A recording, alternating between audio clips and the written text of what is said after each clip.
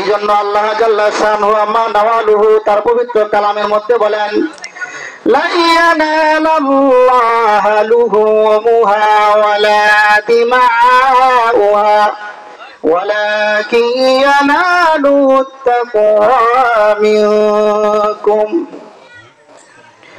ও দুনিয়ার মানুষ, আমি আল্লাহ তাআলা তোমাদের জবাইকৃত পশুর রক্ত, মাংস, হাড্ডি কোনো কিছুই আমি আল্লাহ তাআলা দেখতে চাই না। আমি আল্লাহ তাআলা দেখতে চাই তোমাদের মনের হালত, কে কোন নিয়তে কাকে খুশি করার জন্য তুমি কুরবানি করছো। এই জন্য কুরবানি এটা বহুত বড় একটা আমল। এই কুরবানিটা আল্লাহ তাআলা হযরত ইব্রাহিম আলাইহিস সালাতু ওয়াস সালামকে স্বপ্নে যুগে দেখাইছিলেন। এখানে একটা প্রশ্ন হয় যে ইব্রাহিম আলাইহিস সালাতু ওয়াস সালামকে আল্লাহ তাআলা সরাসরি হুকুম করতে পারতেন, তা না করে স্বপ্নের মধ্যে কেন বললেন? ইব্রাহিম একদিন স্বপ্নে দেখছে আল্লাহ তাআলা বলতেছেন, ও ইব্রাহিম তুমি তোমার প্রিয় বস্তু থেকে কুরবানি করো। তো ইব্রাহিম আলাইহিস সালাম 200 উট কুরবানি করছে। আবার পরের দিন স্বপ্নে দেখাইছেন যে তুমি কুরবানি করো, আবার এরকম ভাবে কুরবানি করছে। তৃতীয় দিন আল্লাহ তাআলা আবার স্বপ্নে দেখাইছেন তুমি কুরবানি করো তোমার প্রিয় বস্তু থেকে, তো এরকম ভাবে আবার সে কুরবানি করছে। কিন্তু এরপরেও আল্লাহ তাআলা বলতেছেন, ও ইব্রাহিম তোমার কাছে কি এর থেকেও বেশি প্রিয় কোনো জিনিস নাই? এই জন্য যে গাভী কিনছি অথবা বকরি কিনছি, অনেকেই উট দিয়েও কুরবানি দিচ্ছে, যে যাই ক্রয় করে না কেন কুরবানি করার জন্য আল্লাহ তাআলা আমার দিলের দিকে তাকিয়ে আছেন, যে কে কাকে খুশি করার জন্য, কি সমাজকে খুশি করার জন্য, পরিবারকে খুশি করার জন্য, বা আমার ফ্যামিলির ভিতরে লোক সংখ্যা বেশি এই জন্য কুরবানি দিচ্ছি, অথবা আমি যদি কুরবানি না দিই মানুষ আমাকে কি বলবে, সমাজে আমাকে কি বলবে, এই সমাজের লজ্জা এড়ানোর জন্য দিচ্ছে কিনা। আল্লাহ তাআলা মানুষের অন্তরের দিকে তাকিয়ে থাকে। তাহলে আল্লাহ তাআলা তো ইচ্ছা করলে সরাসরি কোনো নবীকে হুকুম দিতে পারতেন, হুকুম না দিয়ে স্বপ্নের মাধ্যমে কেন হুকুম দিলেন?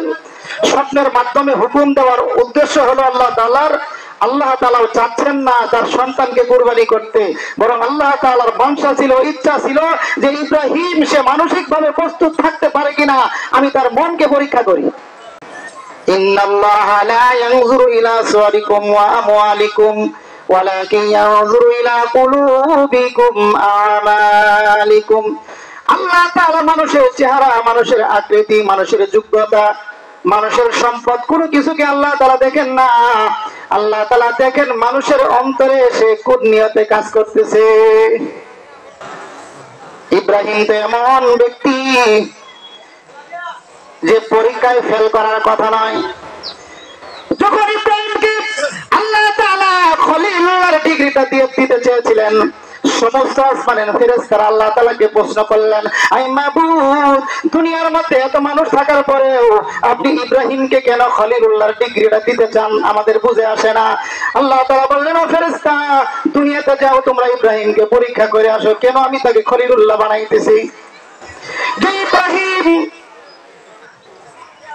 নমরুদের আগুনে তাকে ফেলার জন্য চেষ্টা করেছে, নমরুদের আগুনে তাকে ফেলেছে, তবু আল্লাহ তাআলা একদল ফেরেশতাকে পাঠাইছিলেন, যাও আমার ইব্রাহিমের কাছে জিজ্ঞাসা করো। পাহাড়ের নিয়োজিত ফেরেশতা, আগুনের নিয়োজিত ফেরেশতা, জিবরাইল ফেরেশতা সহ ওই সময় হযরত ইব্রাহিমকে গিয়ে বলছিল যে ইব্রাহিম তুমি যদি আমাদের কাছে সাহায্য দাও তোমার আগুন আমরা নিভানোর জন্য যথেষ্ট। ওই ইব্রাহিমকে আল্লাহ তাআলা ওই নমরুদের আগুনের ফেলানোর পূর্বেও আল্লাহ তাআলা ইব্রাহিমকে পরীক্ষা করছে। দেখি ইব্রাহিম ওই ফেরেশতাদের সাহায্য সহযোগিতা নেয় নাকি আমি আল্লাহর উপরে ভরসা করে। আল্লাহ তাআলা পরীক্ষা নিতে চাইছেন সেখানেও। ওই ফেরেশতা জিবরাইলের উত্তরে হযরত ইব্রাহিম আলাইহিস সালাতু ওয়াস সালাম এক আজীব উত্তর দিয়েছিলেন যে হে জিবরাইল তুমি আমাকে আগুন থেকে বাঁচানোর জন্য বলতেছ, যে আল্লাহ তাআলা আমাকে সৃষ্টি করছেন, যে আল্লাহ তাআলা আগুনকে সৃষ্টি করছেন, সেই আল্লাহ তাআলাকে আমি ইব্রাহিমকে দেখতেছে না? যেহেতু আমাকে আল্লাহ তাআলা দেখতেছেন, আগুনকে আল্লাহ তাআলা সৃষ্টি করছেন, যদি আল্লাহ তাআলা আমাকে ওই আগুনের মধ্যে ফেলে ওই আল্লাহ তাআলা আগুনের মধ্যে হেফাজত করার যোগ্যতা রাখে, বলেন সুবহানাল্লাহ।